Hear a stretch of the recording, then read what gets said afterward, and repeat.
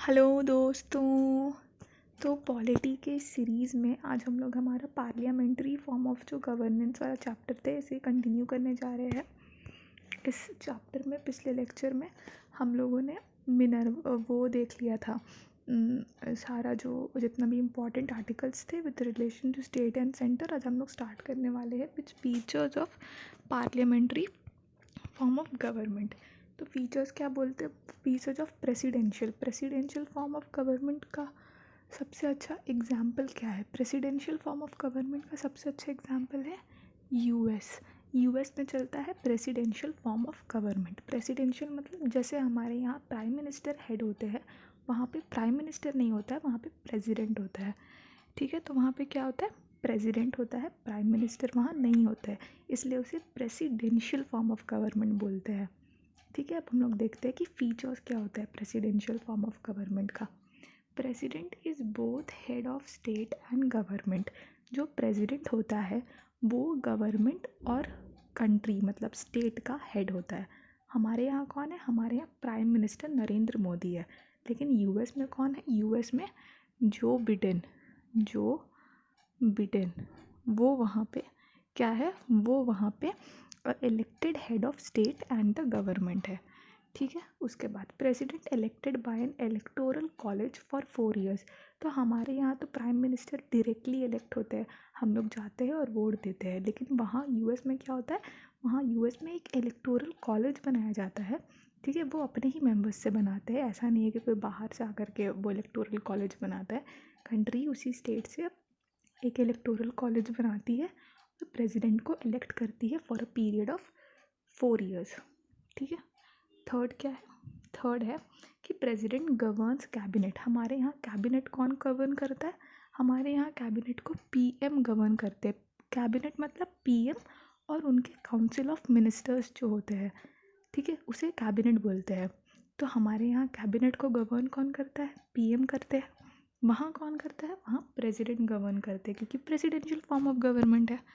उसके बाद president not responsible to Congress. तो मैंने कल आपको बताया था कि कांग्रेस कौन होता है? कांग्रेस, यूएस का कांग्रेस क्या है? यूएस का कांग्रेस ही यूएस का पार्लियामेंट है। मतलब हमारे यहाँ हम जैसे पार्लियामेंट कहते हैं, यूएस में उसी चीज़ को कांग्रेस कहा जाता है। तो हमारे पार्लियामेंट में जैसे कि जैसे मैंने आपको कल बताया था लेजिस्लेटिव और एग्जीक्यूटिव का कॉन्सेप्ट। तो लेजिस्लेटिव के अंदर ही पार्लियामेंट आता है। ठीक है, जिसके अंदर क्या क्या होता है? लोकसभा, राज्यसभा, प्रेसिडेंट। और एग्जीक्यूटिव के अंदर कौन आते हैं? एग्जीक्यूटिव के अंदर हमारे प्राइम मिनिस्टर, उनके कैबिनेट और जो अदर मैजिस्ट्रेट्स होते हैं वो सब आते हैं। तो हमारे यहाँ क्या है? जो एग्जीक्यूटिव है वो लेजिस्लेटिव को रिस्पॉन्सिबल है, मतलब आंसर करने दे है, मतलब वो उन्हें जवाब देना पड़ेगा अगर लेजिस्लेटिव उनसे कुछ सवाल पूछेंगे तो। लेकिन यूएस में ऐसा नहीं है। यूएस में जो बिडेन है, जो वहाँ के प्रेसिडेंट है, वो बिलोंग करते हैं एग्जीक्यूटिव को। ठीक है, एग्जीक्यूटिव को बिलोंग करते हैं जो बिडेन। ठीक है, और जो लेजिस्लेटिव है वो अलग है। और यूएस में लेजिस्लेटिव और एग्जीक्यूटिव एक दूसरे को आंसरेबल नहीं है। मतलब लेजिस्लेटिव जाकर के एग्जीक्यूटिव से कुछ सवाल नहीं पूछ सकता है। तो इसलिए the Joe Biden is not answerable to the legislative of US. मतलब जो कांग्रेस है उसे आंसरेबल नहीं है जो बिडेन। कांग्रेस मतलब क्या? कांग्रेस मतलब यूएस का पार्लियामेंट। ओके, उसके बाद legislative and executive are not responsible to each other. मैंने अभी बताया यूएस में लेजिस्लेचर और executive they are not answerable to each other, but हमारे यहाँ we are answerable to each other. ठीक है, तो ये क्लियर हो गया। हमारे यहाँ क्या है? लेजिस्लेटिव और एग्जीक्यूटिव रिस्पॉन्सिबल है, मतलब आंसरेबल है। लेकिन यूएस में ऐसा नहीं है। यूएस में जो लेजिस्लेटिव है वो एग्जीक्यूटिव से सवाल नहीं कर सकता है। और जो बिडेन किसके अंडर में काम करते हैं? जो बिडेन एग्जीक्यूटिव के तरफ से काम करते हैं। तो since executive is not answerable to legislative in US, तो जो बिडेन अगर कुछ करते हैं तो उन्हें लेजिस्लेटिव को आंसर नहीं देना पड़ेगा। लेकिन हमारे यहाँ क्या है? रिस्पॉन्सिबल गवर्नमेंट है। अगर यहाँ प्राइम मिनिस्टर कुछ करते हैं एग्जीक्यूटिव के अंदर तो उन्हें लेजिस्लेटिव को आंसर देना पड़ता है। I hope this is clear. Merits of parliamentary system. Parliamentary system का मेरिट्स क्या है? Harmony between legislative and executive, मतलब वहीं कि लेजिस्लेटिव और एग्जीक्यूटिव एक दूसरे को आंसरेबल है, ये पार्लियामेंट्री सिस्टम का मेरिट है। रिस्पॉन्सिबल गवर्नमेंट, ऑब्वियसली जब लेजिस्लेटिव क्वेश्चन पूछ रहा है तो मतलब ही you are responsible to the legislative ना, the prime minister and its cabinet is responsible, तो इसीलिए responsible government.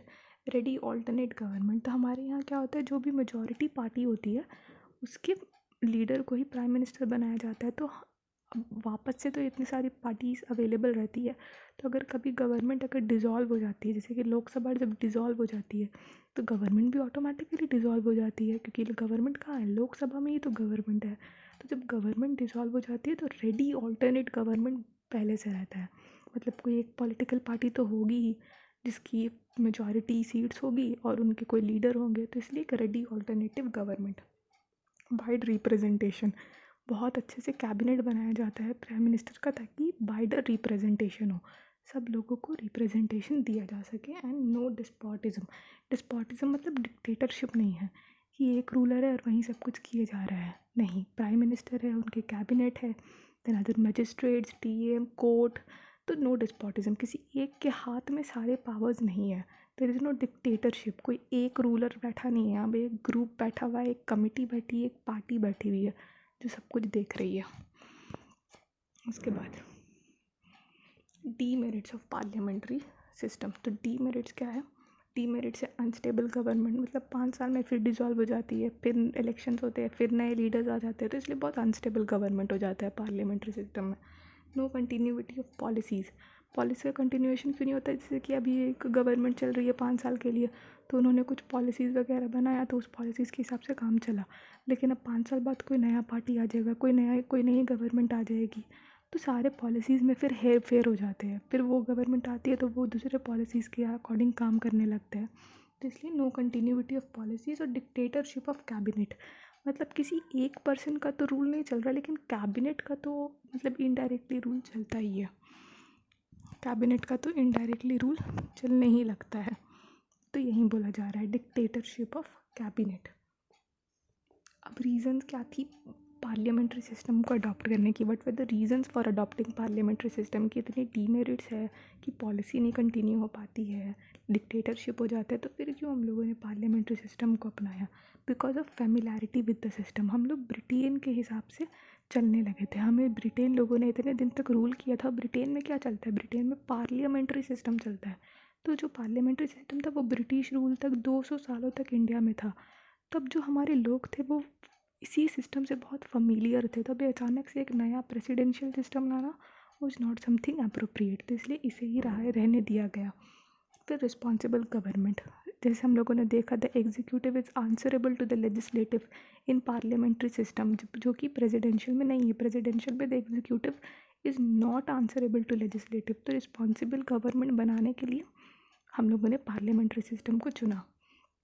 Avoid conflicts of legislative and executive, तो हमारे यहाँ क्या है, लेजिस्लेटिव और एग्जीक्यूटिव साथ में चलती है, एक दूसरे को आंसरेबल है, एक दूसरे से पूछ कर काम करती है, तो इसलिए वो कॉन्फ्लिक्ट नहीं होता है हमारे यहाँ ऑफ पॉलिसी मेकिंग। उसके बाद complex decision Indian society, complex Indian society की पॉपुलेशन इतना वास्ट है, रिसोर्सेज मतलब है, और इंडियन सोसाइटी में मतलब डाइवर्सिटी, कल्चर, ट्रेडिशन, लोग, लैंग्वेज, सब कुछ कितना डाइवर्स है, तो इंडियन सोसाइटी बहुत कॉम्प्लेक्स है। यहाँ तो प्रेसिडेंशियल सिस्टम में ठीक से रिप्रेजेंटेशन ही नहीं हो पाएगा ना, क्योंकि एक प्रेसिडेंट होता है बस, लेकिन जब प्राइम मिनिस्टर होते हैं तो अलग अलग पॉलिटिकल पार्टीज़ बनती है, कोalition बनती है, और ऐसे रिप्रेजेंटेशन बना रहता है। तो ये हम लोगों ने फिनिश कर लिया हमारा parliamentary form of governance. So I would like to end this video here only. If you loved the explanation, then please like the video and subscribe to my YouTube channel. You can tell me in the comment section if how you like the video and if you want any changes in my teaching pattern. Take care guys. Thank you so much.